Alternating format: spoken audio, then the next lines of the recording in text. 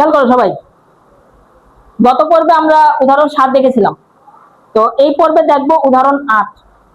তোমাদের 4.2 পৃষ্ঠা হচ্ছে 85, ঠিক আছে? তো উদাহরণ 8-এ বলা হয়েছে এক্স এর মান নির্ণয় করতে হবে। এক্স এর মান নির্ণয় করতে হবে, খুবই সহজ। দেখো এক্সাম্পল 8-এ বলা হয়েছে কি, ক number, log 10 power x equal to -2। তো x এর মান বের করব, তাই না? এটা একটা লগারিদম রাশি। কি রাশি? লগারিদম রাশি। এটাকে যদি সূচকীয় রাশিতে প্রকাশ করে তাহলে তো লগের মান বের হয়ে যায়, তাই না? তার যদি সূচকের রাশিতে লেখো তাহলে কি হবে? 10 পাওয়ার -2 ইজ ইকুয়াল টু x। এবার এটাকে ভাঙতে পারলে সেটাই হবে x এর মান। তাহলে কি লেখা যায়? 1 ডিভাইড বাই 10 স্কয়ার সমান সমান x। তাহলে 1 ডিভাইড বাই 10 স্কয়ার দিলে কত হবে? 1 divide by 100 is equal to x।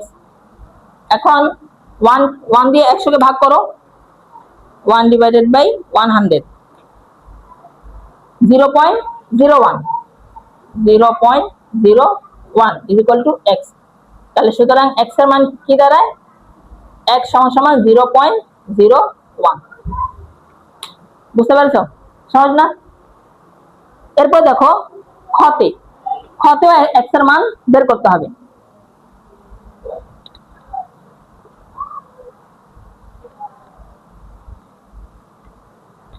খ নাম্বার দেখো বলা হয়েছে log x power 3 to 4 equal to 4, তাই না? এখন এই লগারিদম রাশিকে যদি সূচকীয় রাশিতে লিখি, যেহেতু আমাকে একটা চলকের মান বের করতে বলা হয়েছে, মনে একটা প্রশ্ন থাকে না যে স্যার এই x এর মান বের করার জন্য কেন আমি সূচকীয় রাশিতে লিখবো? তো সূচকীয় রাশিতে লেখার জন্য তো একটা স্কোপ থাকতে হবে। স্কোপটা হচ্ছে আমার কাছে x এর মান চেয়েছে, আর x এর মান তখনই বের করা সম্ভব হবে যখন এটাকে আমি সূচকীয় রাশিতে লিখবো।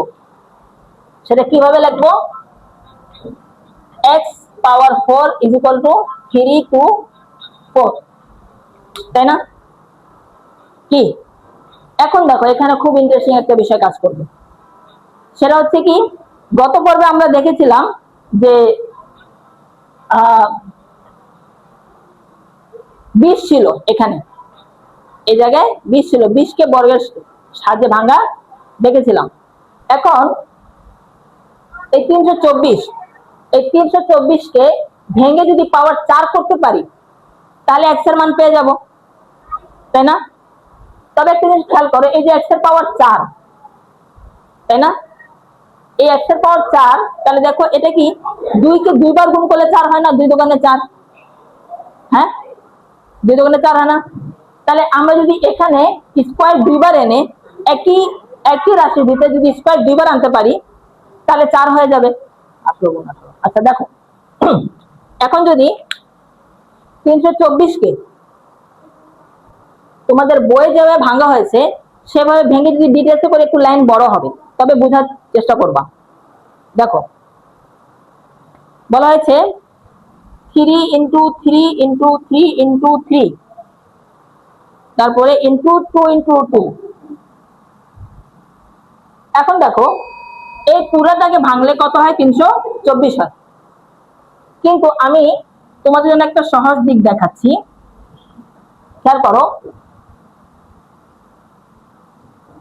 3 তিরিকা 9, 9 দোকানে 18, ইন্টু আবারও 3 তিরিকা 9, 9 দোকানে 18। এবার 18 গুণ করলে কি হয়? 324 হয়। তোমরা গুণ করে দেখতে পারো। এবার এই দুইটা 18 কে পাওয়ার করে 4 করা যায় কিনা সেটা চেষ্টা করবে। সেটা কিভাবে? মনে করো 3 কে যদি বর্গ করো তাহলে কত হবে? 3 তিরিকা 9, তাই না? আর 9 কে কার সাথে গুণ করলে 18 হবে? 2 এর সাথে। তাহলে 2 কে রুটে দিব, তাহলে আমরা লিখতে পারি না 3√2 whole square. 3 তিরিকা 9, square root Katla, 9 দোকানে 18। সেম ভাবে এখানেও লেখা যাবে না 3√2 হোল স্কয়ার, সম্ভব কিনা? এরপরে দেখো x4, এই দুইটা 3√2 থেকে একটা 3√2, আর এরা গুণ ছিল পাওয়ার যোগ 2 + 2, তাহলে কত হবে x4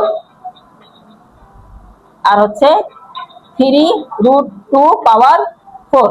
এখন দুই দিক থেকে 4 4 তুলে দাও, তাহলে কি হবে x = 3√2। বুঝতে পেরেছো? হ্যাঁ, তো আজকের পর্বটা এখানেই শেষ। নেক্সট ক্লাসে আমি উদাহরণ 9 দেখাবো। ঠিক আছে?